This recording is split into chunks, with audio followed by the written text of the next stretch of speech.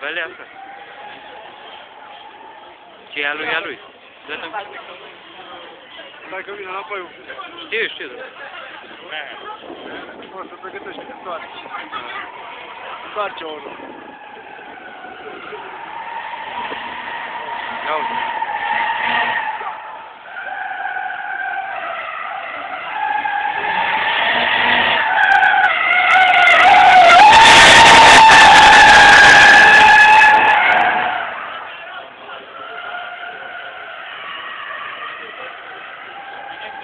Ia uite ce face.